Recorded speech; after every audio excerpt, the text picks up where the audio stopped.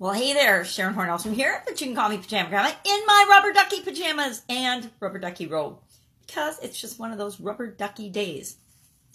So, do you know, and more importantly, do you know what the fastest, easiest, most effective, efficient, and free way to supersize your business is?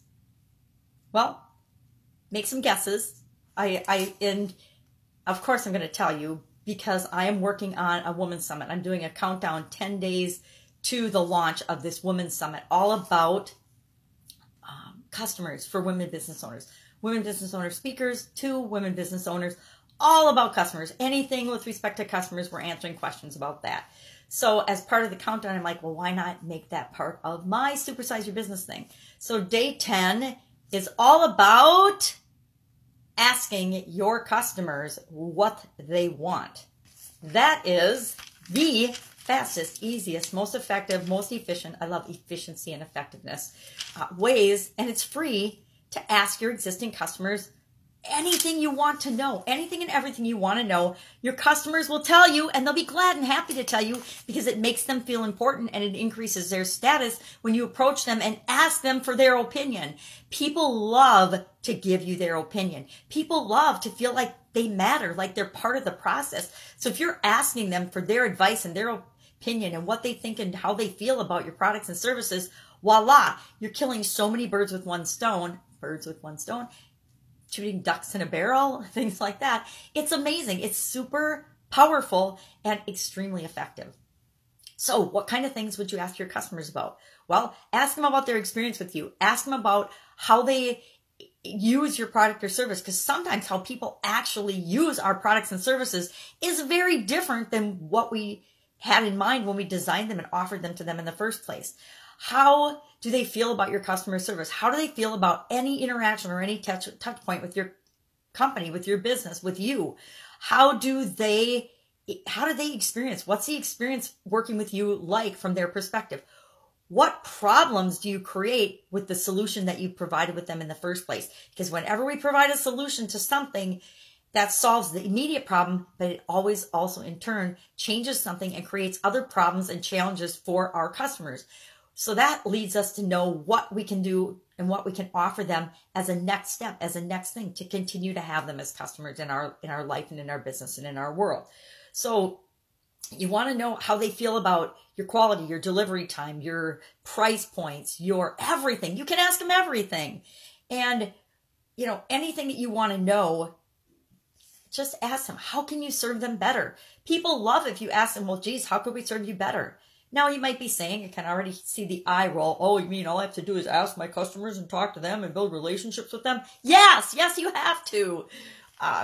Or somebody in your organization has to. If you're not good with that, if you're an introvert and you don't want to do that, somebody has to do that on behalf of your company. Somebody has to make your customers feel like they matter, because they do matter. Without your customers, there's nothing. There is no business, nothing.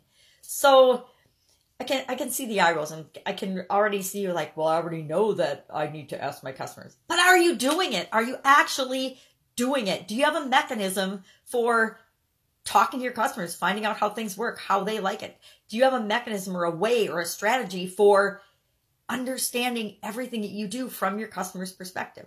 I love being a customer in my own business. I love experiencing my own products or services as a customer. Now, you can't always do that. I'm a coach, right? So how do I experience my own coaching? Well, I can record my coaching calls and I can watch them for review and improvement. There's things like that I can do, but I can't actually get in the skin of my customer and experience my coaching unless I ask them and I ask them. And I hope that, and people will not be 100% honest with you because they don't want to hurt your feelings, but you have to read into that and probe and really dig for the information that you want, because people love to give it to you. And a lot of times the things that are hard that they don't like and we think we don't want to hear are our biggest opportunity for improvement and for serving them better. So ask your customers. Now, if you're just starting out and you don't have any customers yet, don't use that as an excuse for not asking. You can ask your competitors' customers. You can read reviews on Amazon or Google or wherever. You can Google. Google, guys, is our best friend. You can Google and find out where people that are your potential customers hang out and do the research. you know, and then my other thought was, well, what if you're afraid? What if you say, well, geez, I'm afraid to ask my customers? If you're afraid to ask your customers questions like this or how you can serve them better, then you have a much bigger problem than asking your customers. Because I don't know of a single entrepreneur that is going to last long if they're afraid of their customers. So I just say, find some ways to get over that fear. I used to, when I was in journalism, when I was in school, so I would always do something, just be a reporter. And that made it possible. If I was acting as a reporter, I could ask anyone anything. Or hire somebody to do it for you. Hire a market research firm. Hire people to survey your customers, call your customers, and talk to them.